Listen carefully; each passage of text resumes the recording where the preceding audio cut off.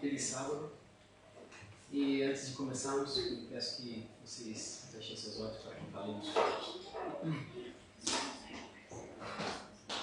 Altíssimo e Santo Deus, te agradecemos primeiramente porque o Senhor é Deus, o Deus que escolhemos para a nossa vida, o Deus que sabemos que há de nos trazer a juízo e também nos salvar.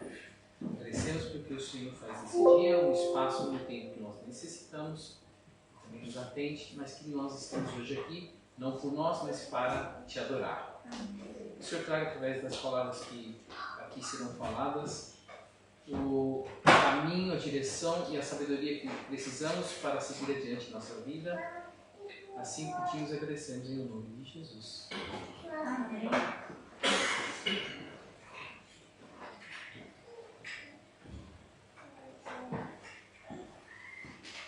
Antes que o irmão consiga colocar ali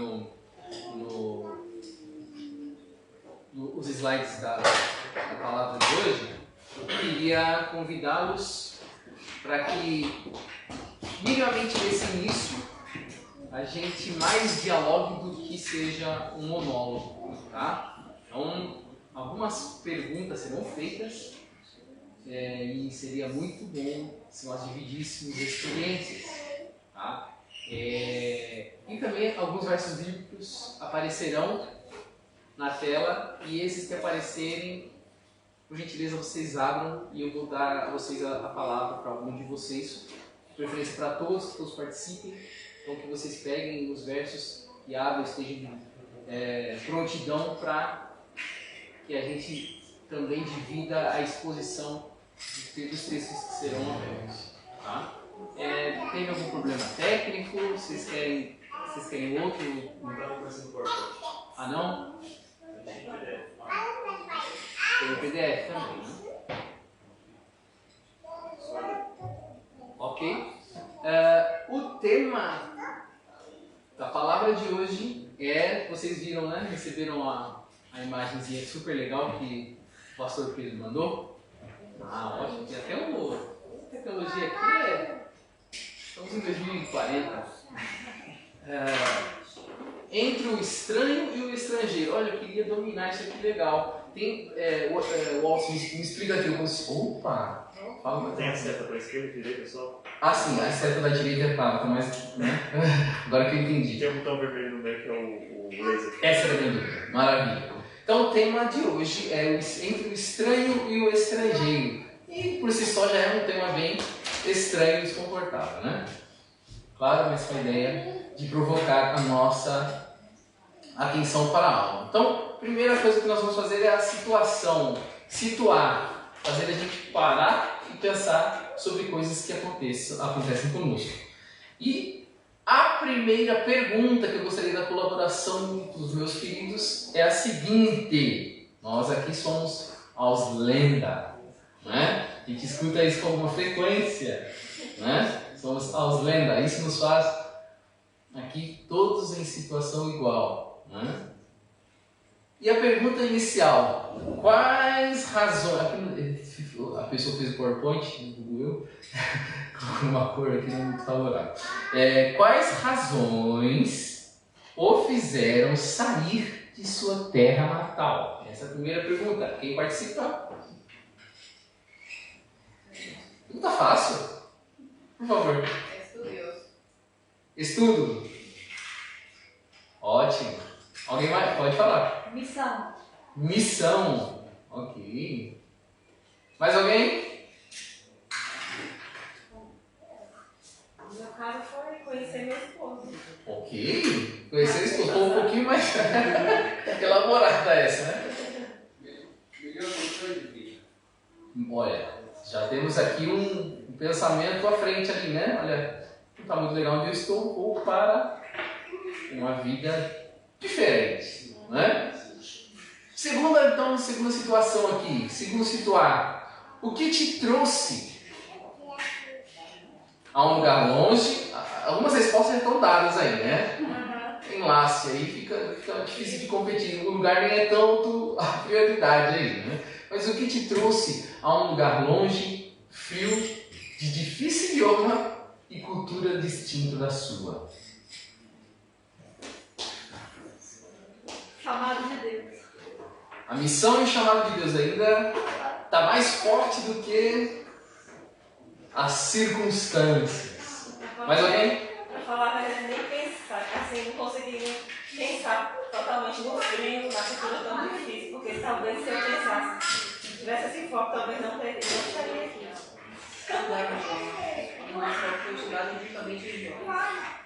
A dificuldade maior é idiomas. Não, para mim o importante de vir aqui foi um dos principais foi estudar o idioma. Ah, maravilha. Ok. Legal. Pode falar, Wallace. Isso? Você estava... Não, eu estava traduzindo aqui, mas eu posso falar também. Os motivos meus, no caso, foram estudos também, né? Ok. E eu também realmente estou pensando a respeito disso, porque eu tinha uma certa curiosidade de conhecer a Alemanha, até porque da parte do meu pai são os alemães também, então há uma curiosidade de conhecer também esse lado também. Ascendência alemã. Exatamente. Certo. E estudos, claro, né? Situação 3. Essa pergunta já começa a ficar um pouquinho mais complicadinha, né? Esse é o seu ponto de chegada? Ou então, é uma parada obrigatória? Ou é o momento em que você se diz, já estou pensando no retorno à minha pátria? Se quiser falar, pode falar. Se quiser, a gente transforma em retórica essa pergunta, que é meio profunda mesmo, mas pode falar. É que eu senti que vocês não comentaram. Eu respondo ponto de parada. Agora, se Deus tem outros planos, eu não sei, mas foi o meu ponto ponto de parada. Depois de tudo, tanto tempo que já estou aqui, eu acredito assim, que eu tenho uma missão. Eu não vim para cá por acaso. E assim, uma parada obrigatória, sim. Mas futuramente, um retorno. Maravilha. O novo lar celestial. Tem gente já dando spoiler aí, né? Ou então o retorno à pátria, não sei. Tem gente que já está chegando na conclusão do tudo. Tá adiantado demais. Tá adiantadinho. Brincadeira. A ideia aqui é que a gente entenda também e reflita sobre os atravessamentos das nossas decisões passadas e da resultante dessas decisões, sobre o hoje. Porque a verdade seja dita, não é fácil ser um ausente. Não é. Digo, estou mentindo ou estou falando a verdade? Falando a verdade. Não é fácil. Então a gente vai refletir um pouco agora à luz da Bíblia. Será que temos exemplos bons para nos aportar, para nos amparar dentro dessa dificuldade? Então vamos lá. Primeiro, motivos e motivações para emigrar. Primeira coisa, alguns aí já colocaram. Veio aí uma insatisfação e um desejo de conquista. Não é? Nosso amigo o sonoplasta, esqueci o seu nome? Elias. O Elias disse que esse é um dos propósitos, né? Não estava legal onde estava, preferiu um lugar melhor para se morar. Não é? E na Bíblia? O que nós vemos lá? O primeiro verso que temos aqui é Gênesis 12, de 1 a 3. Se alguém puder fazer a gentileza de ler em voz alta, ficaria muito feliz com a participação. A ideia ali é insatisfação e desejo de conquista. Pode ler. Por favor. Ora, disse o Senhor a Abraão: sai da tua terra, da tua parentela e da casa do teu pai e vai para a terra que eu te mostrarei. Amém. De ti farei uma grande nação, te abençoarei e te engrandecerei em nome. Ser uma bênção. Abençoarei os que te abençoarem e amaldiçoarei os que te amaldiçoarem. Em ti serão benditas todas as famílias da terra. Esse para mim é um dos versos da Bíblia que mais me fazem tremer. É muito forte. E é tão forte que a história do mundo foi modificada a partir desse diálogo entre Deus e Abraão. Né? E Abraão saiu do meio de sua parentela. Por quê? Essa é a pergunta. Porque está num ambiente confortável. Perfeita resposta. Abrão, era alguém muito apegado apegado ao seu ambiente e à sua família. Para que Deus fizesse algo de Abraão, era necessário, então, que ele se deslocasse. Era necessário que ele saísse da zona de conforto, inclusive afetivo e emocional, que ele havia se estabelecido. Mas, importante lembrarmos, Deus não apenas disse, sai, Abraão, sai fora. Deus disse, eu estarei contigo. Amém. Você será bênção onde você for. Isso é tremendo. Segundo motivo aqui, que acaba acontecendo, que acontece na Bíblia e também muitas vezes pode ocorrer conosco. E a gente às vezes se omite desse segundo motivo, que é fuga. Em Gênesis 27, está um pouquinho grande, então eu vou fazer só a citação. Nós temos lá o episódio em que Jacó, né, o filho mais novo dentre os gêmeos, fez o quê? Roubou a primogenitura de seu irmão Esaú. Ele já tinha sido um pouquinho, em outra circunstância, um pouquinho mais esperto com relação aos papéis dessa primogenitura, e depois ele roubou a bênção. E, acudido e com medo de morrer, Jacó fugiu. Outro motivo de fuga para deslocamento, para imigração, foi de Moisés.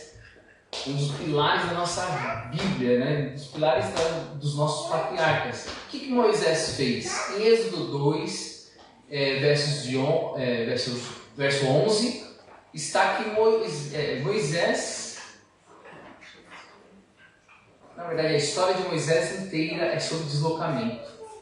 Porque Moisés saiu do seu povo e foi para um outro lugar. Alguém pode ler, por favor? En aquellos días sucedió que crecido ya Moisés salió a sus hermanos y los vio en duras tareas y observó a un egipcio que golpeaba a uno de los hebreos, sus hermanos. Isso. Eu acho que na sequência, eu acabei colocando errado, mas a ideia é que ele, na sequência, vai dizer o que ele faz, né? Pode continuar, por favor. En 22. No seu ainda, a partir do 11. Sí. Hasta el 3:22.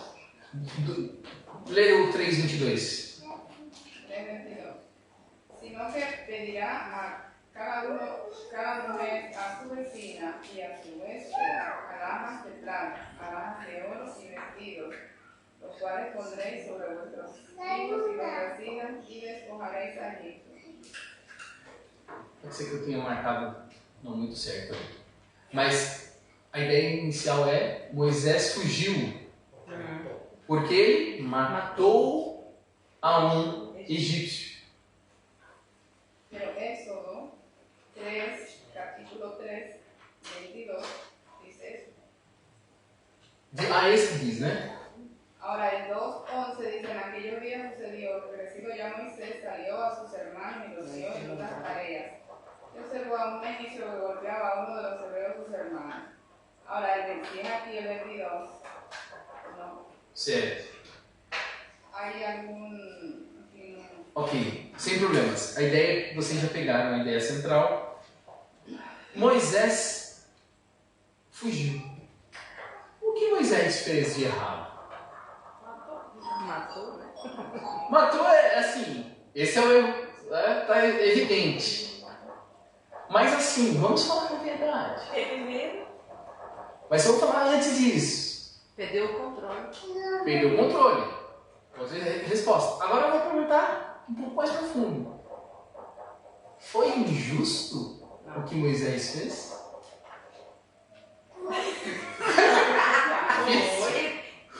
Posso falar? Por favor. E não sei se não, porque ele queria defender, né?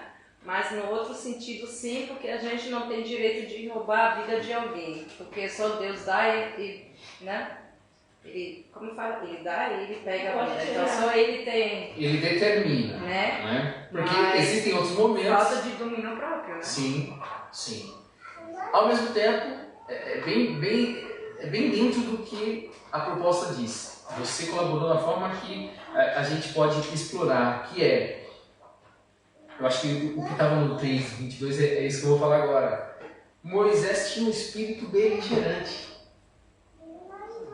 Ele, de guerra, Ele era sanguíneo. bélico. Ele era só sanguíneo. Ele era dentro daquela divisão, né? Ele era colérico sanguíneo.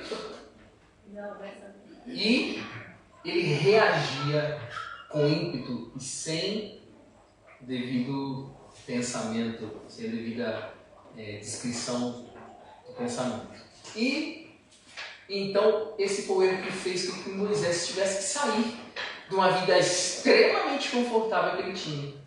Mas, ou seja, ele estava perto de algo certo, na busca pela justiça. Mas o conteúdo era excelente. A forma, porém, estava totalmente em desacordo, estava errado. Então, em nossas fugas isso pode acontecer também.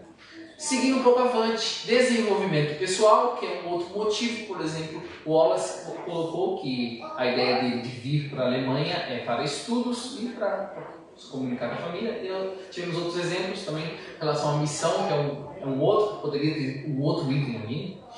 Mas temos alguns exemplos na Bíblia. O primeiro é o filho pródigo, acho que a história todos vocês conhecem. Está em Lucas 15, de 11 a 32. O que eu quero extrair, que extraiamos desse pedaço aqui, é que, primeiro, o filho, até então não era o pródigo, o filho mais novo, quis sair, porque ele julgava também que ele precisava, ele desejava, ele gostaria de ter mais do que ele queria. Então havia ali uma ambição, ou não necessariamente uma ambição, mas no caso dele ficou claro que era uma ambição que o movia a ter mais do que ele estava tendo.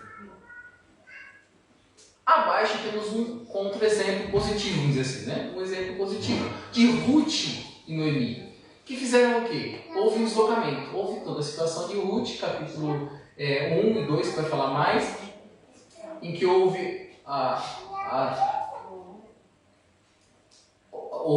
morte dos maridos e ficaram elas. Ficaram as 3.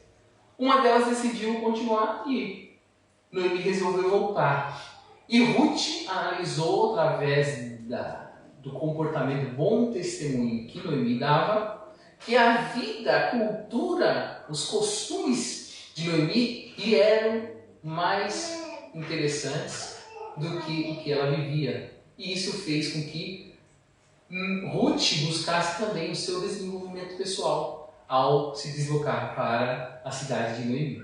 O que é interessante dessa história também, e eu preciso aproveitar aqui, Ruth aprendeu os costumes. Conforme a gente lê, com mais tempo, a gente percebe que Ruth aprendeu muito bem os costumes da região, porque ela faz toda uma prática para se chegar até Boaz, para ser vista por Boaz. Então ela segue uma série de rituais antigos e Boaz assim anotou.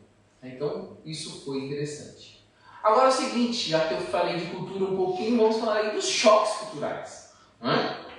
E o primeiro choque que a nossa amiga Fernanda colocou o choque não, o interesse pela cultura através do idioma. E eu coloquei ele como um choque porque a gente enfrenta também uma boa dificuldade, principalmente com declinações, né? Eu estou sendo um pouco específico aqui, né? Mas esse episódio me pega bastante na Bíblia. Shibolete ou Sibolete? Vocês conhecem essa história? Conhecem? Se não conhecem, vamos abrir a Bíblia. Juízes 12, capítulo 1. É de 1 a 15, mas eu vou explicar aqui o contexto, tá? Ocorria naquela... Podem abrir e vocês vão acompanhando também, tá? Mas ocorria naquela ocasião uma guerra entre dois parentes ali, né? Entre Gileade e Efraim. E a guerra tinha se avançado tanto que os costumes de ambos eles se afastaram tanto que algumas peculiaridades que os diferenciavam se tornou mais relevante para eles do que as proximidades, do que as coisas iguais que os aproximavam. Então, a senha, a história vai dizer ali, em algum versículo, se alguém estiver acompanhando, vai ver que Shibolete ou Sibolete é o seguinte: a forma de se falar uma palavra determinava se a pessoa que passava ali pelos caminhos de Gileade era um gileadita ou um efraimita. Eles paravam. Cidadão, para. E o cidadão parava ali com seus cavalos e falava assim: diga a seguinte palavra, Shibolete. E aí o cidadão dizia Sibolete. E a seguir era executado. Era morto. A diferença, a gente no Brasil tem um pouco isso também, né? Uns do norte, outros do sul, do sudeste. A distinção dos fonemas faz muita diferença entre nós. Quem é do nordeste tem uma forma de falar muito distinta de quem é do sul, do sudeste. E aqui aconteceu muito parecido, com uma consequência nefasta. E eu coloquei aqui até, esse fonema aqui no hebraico não tinha na tribo dos efraimitas, e tinha na dos gileaditas. Então o idioma acaba, no nosso caso também, sendo às vezes algo que nos distingue como os lenda. As pessoas logo reparam que a gente não é. Daqui a pouco já sabe que é algo que não sabe falar direito, não. Às vezes por telefone já fica explícito. Então esse é um choque cultural muito notável. Segundo exemplo, costumes e ritos. Isso aqui é um ponto muito importante. O primeiro exemplo aqui, qual foi o maior reino do mundo? Foi o reino de Salomão. E o reino de Salomão se perdeu por uma seguinte razão. Quantas concubinas tinha Salomão?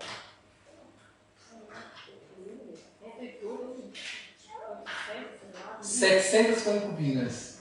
E princesas? 300. Olha, ele conheceu pelo menos a metade desse cara. Ele conheceu. E tinha que saber nem sabia. Detalhe, princesas são diferentes reinados. Então, aponta-se aí que ele teve contato com 300, no mínimo, contato fixo com 300 reinados distintos, com suas culturas, com as suas formas e culturas paganas, né?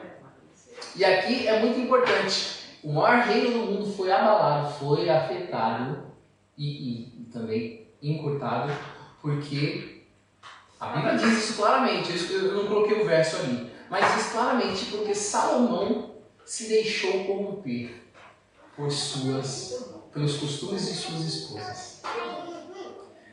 E que tipo de costumes é esse? A Bíblia é mais enfática, eu deveria ter colocado o verso ali, quando diz que Salomão deixou de ser adorador de um único Deus, do único Deus verdadeiro. Ele passou a oferecer culto para outros deuses. Então aqui, o monoteísmo de Salomão era o que lhe garantia a sua distinção também. E essa era uma assinatura que Deus já não permite que a gente invalide. Então quando a gente está em uma cultura inserida em um outro país, e a gente tem a necessidade natural de se misturar, de se misturar e de aprender com essas novas culturas, e a gente não entende que também existem coisas que a gente não pode abrir mão, isso pode ser o nosso. Tá? Outro exemplo é de Abrão, nós já falamos um pouco, e Ló e sua esposa. O exemplo de Abrão que eu coloquei aqui é o que ele vai para o Egito. A primeira coisa que ele sai da parentela dele, ele passa pelo Egito. E no Egito acontece o quê? Sua esposa era aquela de parar. é a gata. É aquela de parar. Não, todos param para ver. Isso não era só para o povo dele. Isso é de forma geral, ele sabia disso. E com medo do que poderia acontecer com ele, o que ele fez? Minha irmã. Não é minha esposa, é minha irmã. Então ninguém vai me matar por conta dela. Ou seja, Abrão conhecia a cultura do local, dos egípcios, sabia que eles haveriam de tentar contra a sua vida e criou uma estratégia. E a estratégia foi o quê? Objetificou a própria mulher. Esse é o tipo de rompimento dos nossos valores que também significa muito para Deus. E tanto que Deus foi firme com ele. O que Deus fez? Jogou praga no Egito de novo. Né? O Egito gosta, né, de receber um castigo, né? E mais uma ocasião para o Egito receber maldição. E, até conversando com a minha esposa sobre esse episódio. Por que Deus simplesmente não causou outro tipo de mal para Abrão? Porque Abrão recebeu muitos presentes para poder que a irmã dele fosse ali negociada com os principados do Egito. Ele recebeu muito poder ali, ele ficou muito rico ali no Egito. Por que Deus não tirou dele essa riqueza? A resposta? Porque Abrão era um homem muito apegado às pessoas. Então Deus não ensinaria muito para ele, que era um homem muito trabalhador e também já tinha suas posses, não ensinaria muito tirando dele riquezas, mas ensinaria tudo o necessário, tirando dele a apreciação que as outras pessoas tinham sobre ele. E foi o que aconteceu. Os egípcios deixaram ele com tudo, fizeram fugir de Malicuia e expulsaram ele de lá. Falaram: você não fica mais aqui entre nós. Então ele perdeu o contato com o laço humano. Tá? O exemplo de Ló também, Ló e sua esposa. A esposa de Ló se adaptou tanto à cultura do lugar que nem a voz dos anjos, a voz dos seres celestes, ela quis ouvir mais. Já não era mais importante para ela. E isso na nossa vida aqui. Às vezes estamos tão adaptados à mornidão de um lugar tão estável. Porque vamos falar a verdade, mundialmente, eu me deparei com uma colega no Esther Hilfe, que era americana, estadunidense, moradora da Califórnia, veio para a Alemanha. Porque aqui é melhor para se morar. Estadunidense. Que a gente tem uma ideia que também estão bem, não é? Eu não conheço muito. Eu tô louca para ir embora, eu não entendo que todo mundo veio para vir para a Alemanha. Eu que sou alemã não quero ficar aqui. Mas é uma questão de perspectiva, percebe? É uma questão de perspectiva. Para mim isso que outros acham bom, para mim não vale nada. É uma questão de perspectiva. Eu quero simplesmente ser feliz no lugar que eu moro. Não adianta ter todo o material e não tem paz na alma. Não adianta. Exato. Legal, a gente vai avançar, você vai perceber que vai se adequar também a justamente legal esse alguns sentimentos que você tem.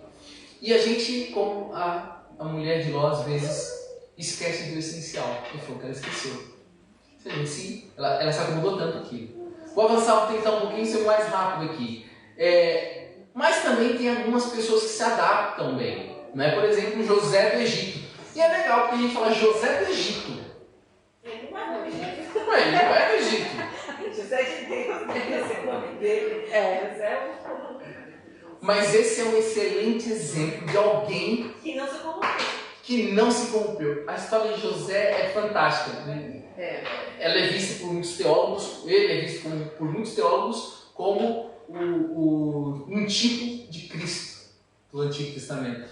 Dada a formação forjada no fogo do caráter desse homem. E José, em Gênesis 39, lá de 2 a 3, teve eu só coloquei ali, não precisamos ler, mas é um episódio que ali já o diferenciava.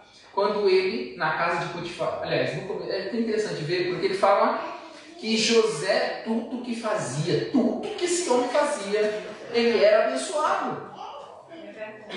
Tudo que esse homem fazia, onde ele tocava, uma coisa. E o resultado disso? Ele foi para a prisão, ele foi expulso da regalia que ele tinha com Potifar, ele perdeu muito.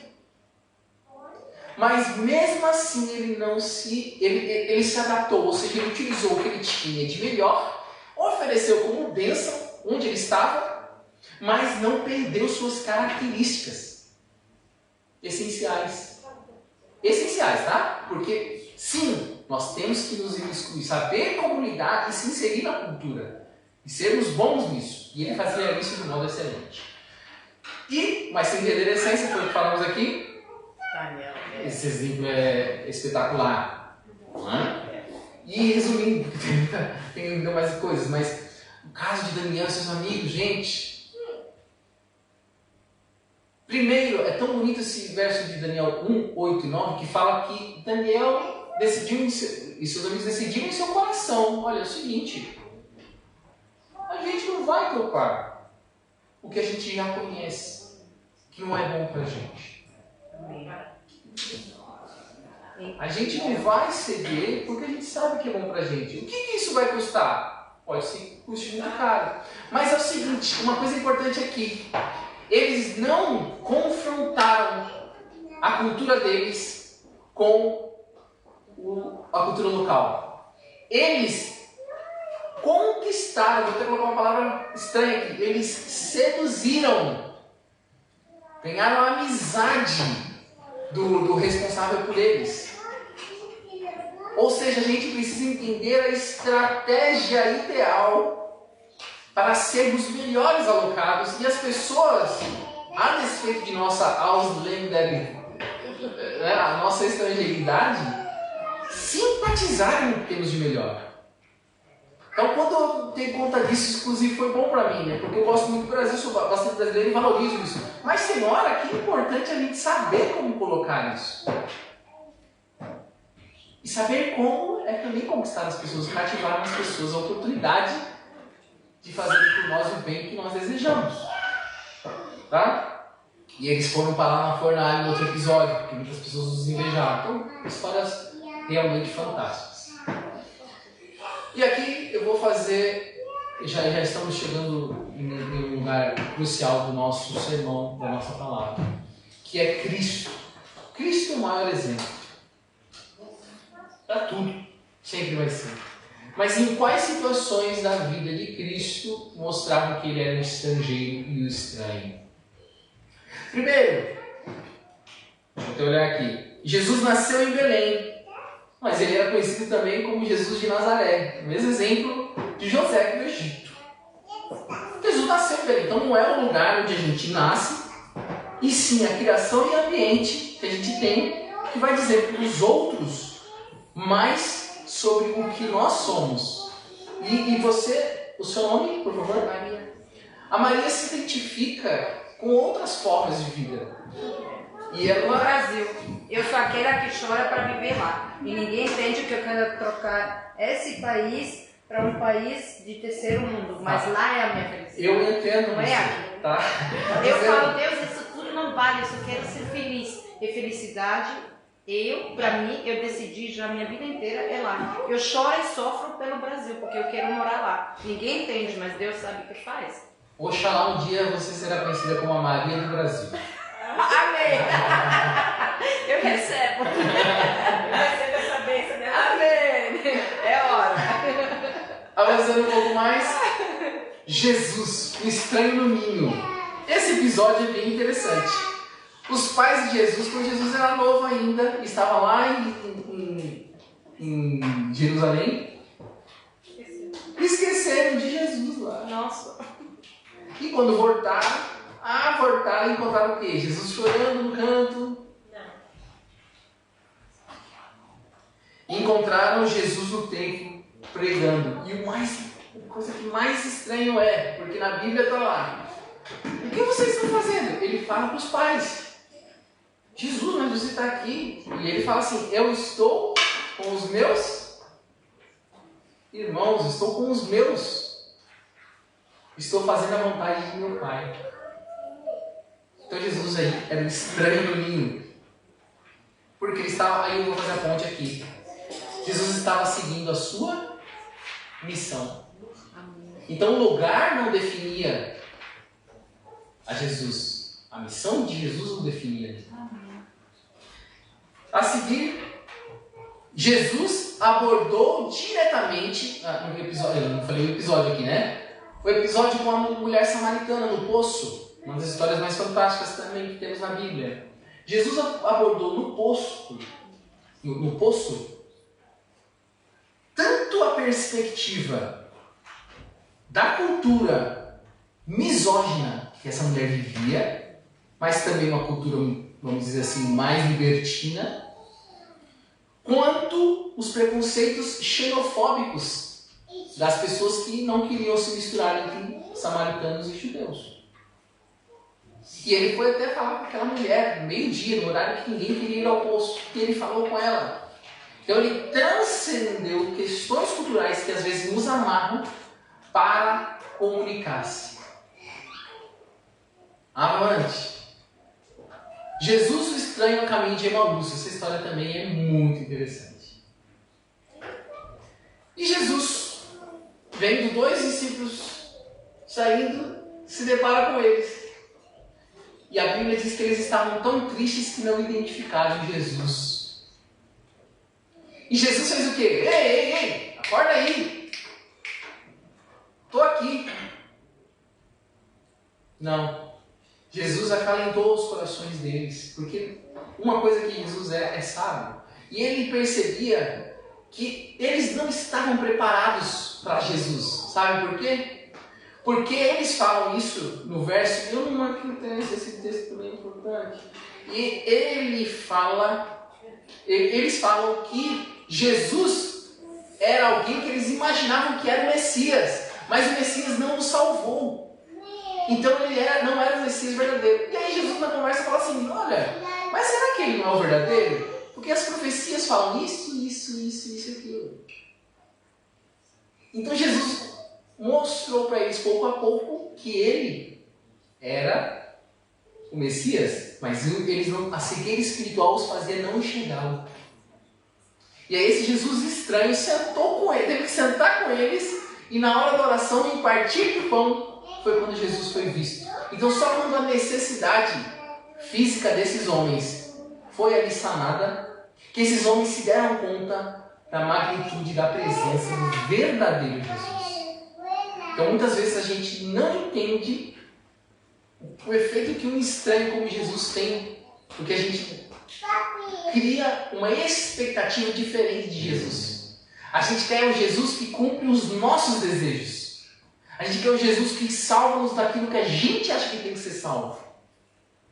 E enquanto a gente for assim, a gente está cego andando pelo caminho de Emaús.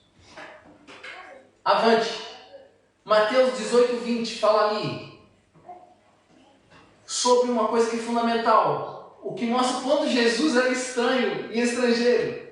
O verso diz lá, as raposas têm suas tocas. As pessoas que são nefastas e ruins têm suas tocas. Sem lugares para repousar.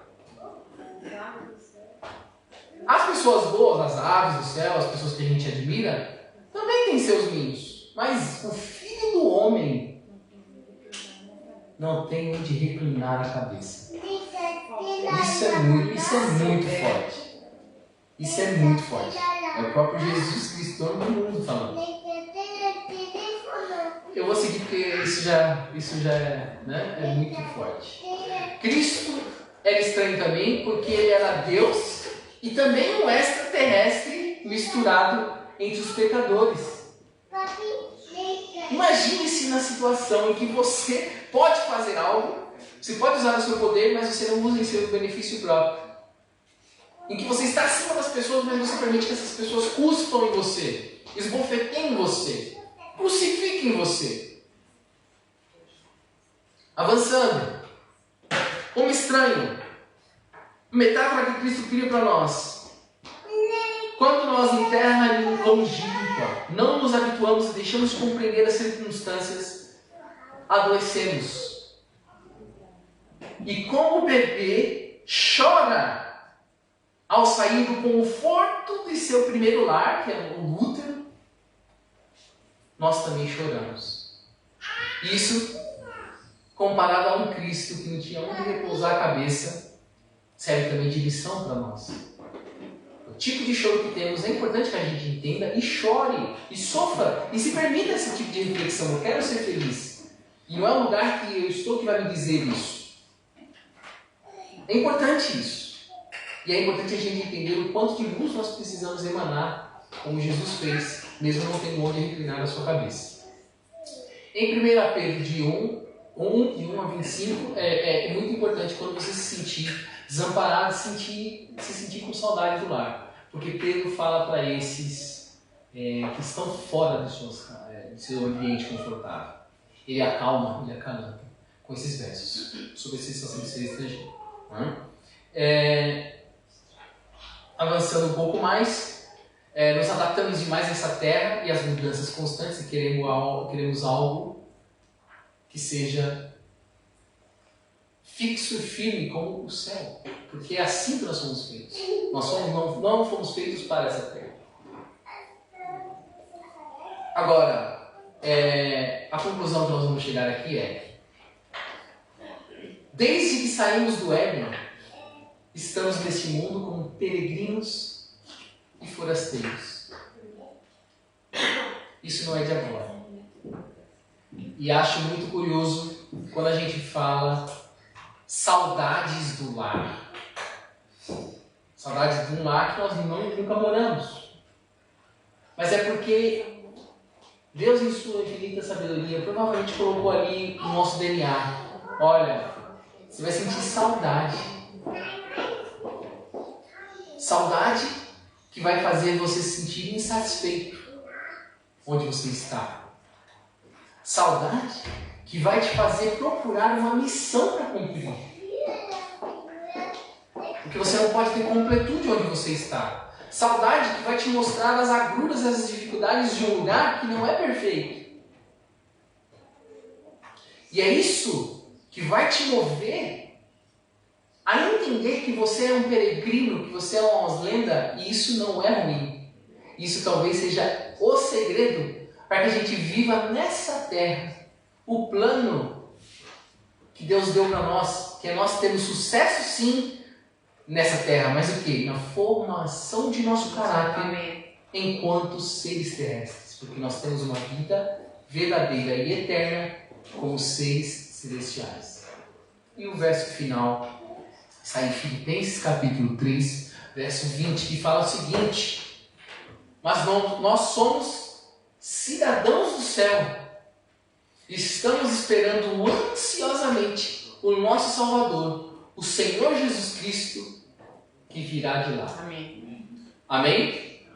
Então que o nosso propósito de vida seja identificar que sim, em nós reside a sensação de sermos estranhos, mas que nós podemos ser bem-sucedidos disso, trazer luz a outros povos. E que nós também estamos sim como estrangeiros, como todo o ser humano é estrangeiro, aguardando o devido momento para voltar ao nosso lar, a terra prometida.